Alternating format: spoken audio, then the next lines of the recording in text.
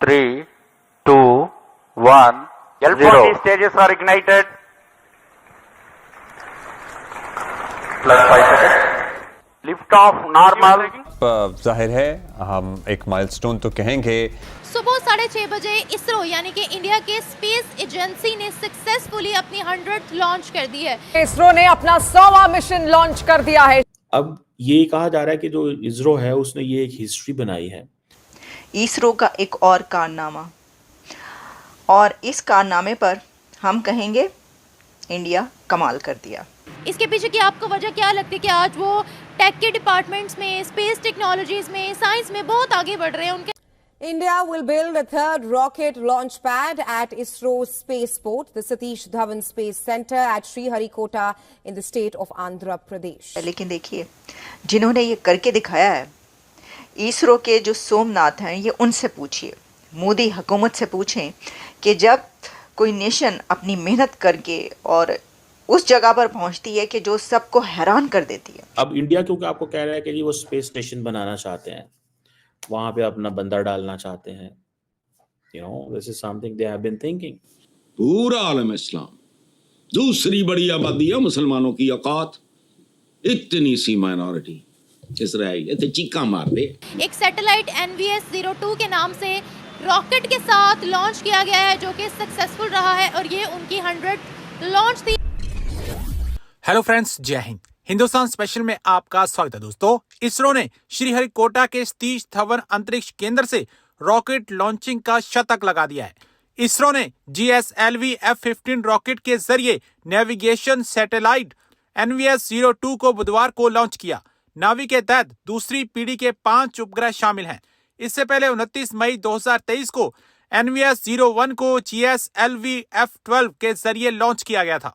ये navigation satellite NVS-02 परिवहन में उचित ट्रैकिंग और मार्गदर्शन करने में मदद करेगा।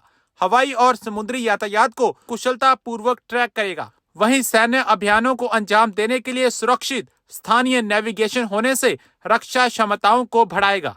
GSLV F-15 NVS-02 की लॉन्चिंग से पहले इसरो के अध्यक्ष डॉक्टर वी नारायण ने विज्ञानियों की टीम के साथ तिरुमला में भगवान वेंकटेश्वर मंदिर में पूजा की थी। उन्होंने रॉकेट का मॉडल भगवान के चरणों में रखा और मिशन की सफलता के लिए प्रार्थना की। सुबह 6:30 बजे इसरो यानी कि इंडिया के स्पेस एजेंसी ने सक्सेसफुली अपनी 100th लॉन्च कर दी है।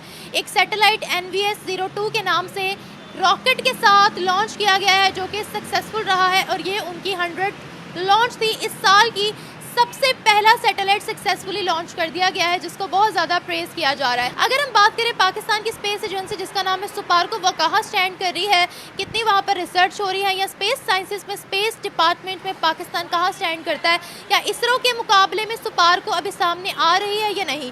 पाकिस्तान वैसे टेक्नोलॉजी के लिए काफ़ी काम कर रहा है, लेकिन फर्दर मोर पाकिस्तान को और ज़्यादा काम करना चाहिए। अगर इंडिया जैसा जो हमारा बिल्कुल नेबरिंग कंट्री है और इंडिया जैसी जो कंट्री है वो इसके लिए काम और इतनी अपनी टेक्नोलॉजी को ज़्यादा से ज़्यादा बेहतर बनाने की कोशिश करें, तो हमें चाहिए कि हम भी अपनी टेक्नोलॉजी को ज़्यादा से ज़्यादा बेहतर बनाने की कोशिश करें और ताकि हम उनका मुकाबला अच्छे तरीके से कर सकें। What is the reason behind कि आज उनका 100th रॉकेट लॉन्च किया गया है विद सैटेलाइट, क्या कहेंगी? इसके पीछे की आपको वजह क्या लगती है कि आज वो टेक के डिपार्टमेंट्स में, स्पेस टेक्नोलॉजीज़ में, साइंस में बहुत आगे बढ़ रहे हैं, उनके नाम बहुत ज़्यादा आ रहे हैं?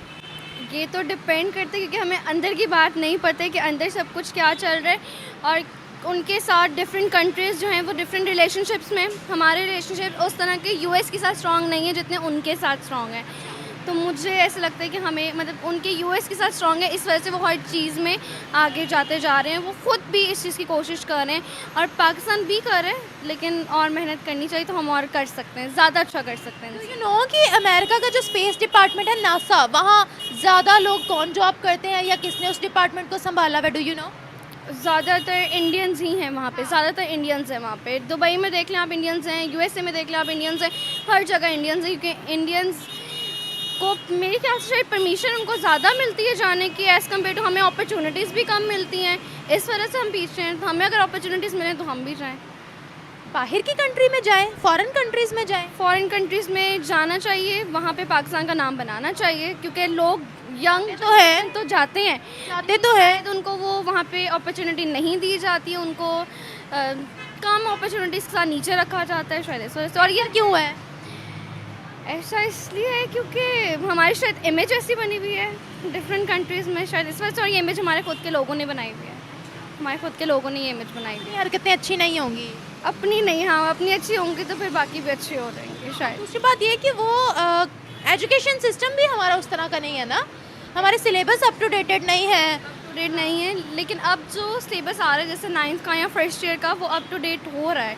लेकिन बहुत ये टेक्नोलॉजी जा तो रही है, लेकिन टेक्नोलॉजी बहुत आहिस्ता आहिस्ता चल रही है। लेकिन अगर यंग जनरेशन यहाँ रहती है पाकिस्तान में तो फिर कुछ हो सकता है, अगर उनको भी जॉब की अपॉर्चुनिटीज़ मिलें तो फिर हो सकता है यहाँ पे। अभी तक अगर मैं आपसे पूछूं, जितने भी पाकिस्तान ने रॉकेट्स और सैटेलाइट्स लॉन्च किए हैं, do you know their names?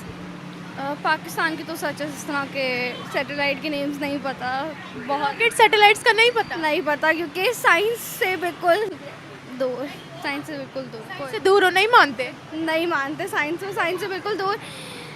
शायद इंटरेस्ट नहीं है उस तरीके से हमारी यूथ में, या हमें उस तरीके से पढ़ाया नहीं जाता है। शायद ये मेन वजह है कि हमें इस तरह से पढ़ाया नहीं जाता, प्रैक्टिकल चीज़ें हमें नहीं दिखाई जाती हैं, शायद इस वजह से। मैं वैसे, मेरा एक जनरल क्वेश्चन था कि आप साइंस को मानते ही नहीं हो या पढ़ते नहीं हो? हम साइंस को मानते ही नहीं है, ऐसा लगता है जैसे हम शायद साइंस को मानते नहीं, लेकिन खुद की इन्वेंशन है और कुछ स्टडीज़ हैं, मुझे ऐसा लगता है, ये मेरा ओपिनियन है। अच्छा, मतलब साइंस कुछ भी नहीं है? है, लेकिन खुद ही बनाई हुई है ना। साइंस क्या है, साइंस भी हमने खुद ही बनाई हुई है। हम जो चीज़ कहते हैं, हमारे साइंटिस्ट जो चीज़ कहते हैं हम वो मान जाते हैं। अच्छा, मेरा ओपिनियन ये है। मतलब आप साइंस बिलीवर हो ही नहीं भाई? ये हवा के अंदर जो जहाज उड़ रहा है, इसमें भी साइंस है। हर चीज़ में साइंस है, लेकिन वो हमने ये जो हमारा हाथ उठ रहा है ना, इसमें भी साइंस है। हर चीज़ में पोटेंशियल एनर्जी, पोटेंशियल, हर टेंशन है, वेट है, हर चीज़ में साइंस है। लेकिन ये साइंस भी तो हमने बनाई है ना, हमने खुद, मतलब न्यूटन के सर पे अगर एप्पल गिरा है तो वो उसने बनाया, उसने सोच लिया, तो हमारी खुद की बनाई हुई साइंस है। कुछ नेचुरल चीज़ें सोचा नहीं, उसने एक्सपेरिमेंट किया, उसने इस पर रिसर्च की। हाँ, उसने इस पर रिसर्च की। नेचुरल चीज़ें हैं, हमने उनको बस साइंस का नाम दिया, अदरवाइज वो नेचुरल चीज़ें ही हैं जो ऑलरेडी एग्जिस्ट करती हैं। एग्जाम्पल बहुत सारी चीज़ें ऐसी जो नेचुरल, डिज़ास्टर वगैरह तो सारे नेचुरल ही होते हैं, हम उनको एक वो कर देते हैं ज़्यादा। मुझे अभी तक इतना ही इसके बारे में। देखिए मेरी बात सुनिए, हर चीज़ में साइंस है। हम कैसे कह देते हैं कि हम साइंस को नहीं मानते, और साइंस जो है वो हमारी खुद की बनाई हुई है। इवन हम यहाँ पर खड़े हुए हैं, इस सरफेस पे खड़े हुए हैं, तो इसमें भी साइंस है। एक तो ग्रेविटी है, दूसरा ये है कि हम लोग इस सॉलिड सरफेस पे फ्रिक्शन की वजह से खड़े हुए। और ये किसने डिस्कवर किया, किसने बताया? साइंस ने बताया। साइंस को भी तो हमने डिस्कवर किया, साइंस ने भी तो हमने ही डिस्कस किया ना। देखिए, रिसर्च हमने की, लेकिन साइंस तो है ना हर चीज़ में। साइंस है हर चीज़ में, मानना पड़ेगा, थोड़ा थोड़ा तो मानना पड़ेगा।